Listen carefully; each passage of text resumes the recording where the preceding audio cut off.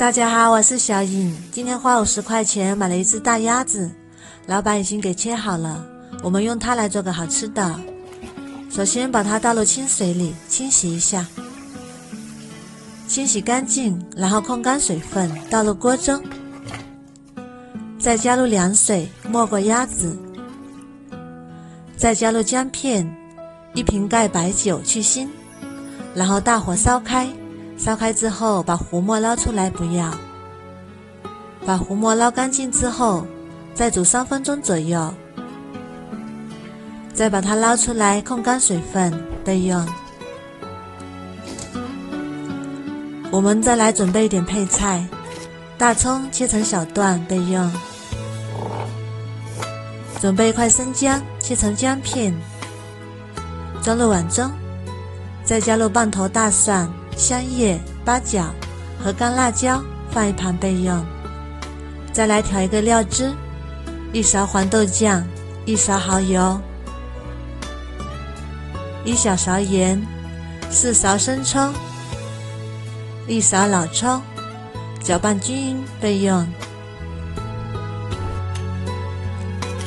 再准备一个去皮的莲藕，先切成厚片，再改刀切成小块，切好之后装入碗中，加1小勺盐，搅拌一下，腌制10分钟。再准备一个青红椒，切成小块，如果喜欢吃辣一点的，可以换成小米椒，装入碗中备用。热锅放油，油热之后放入适量的冰糖，中小火炒至冰糖融化，并且炒成这种琥珀色，再把鸭肉也加进来翻炒，大火炒至鸭肉上色，让每块鸭肉都裹上糖色，并且炒干水分，这样吃起来不腻。再把香料也加进来炒出香味。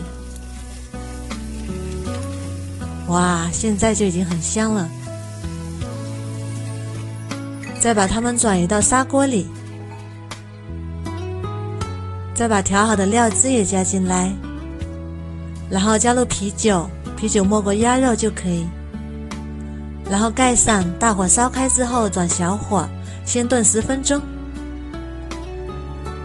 时间差不多啦，把莲藕也加进来，然后翻拌均匀，然后盖上，再转小火炖30分钟左右。时间差不多了，我们打开看看。哇，好香啊，香喷喷的。再把青红椒也加进来，翻拌一下，大火再煮3分钟，收一下汤汁。香喷喷的鸭肉焖莲藕就做好啦。它的口感非常的鲜香，味道浓厚，有一股啤酒的清香。用啤酒炖出来的鸭肉没有腥味，加了黄豆酱，还有浓浓的酱香味。莲藕也是充分的吸收了鸭肉的汤汁，口感粉面，有一点微辣，开胃又下饭，非常好吃。这道菜营养丰富，老人和孩子都非常的适合。如果你喜欢也试试吧。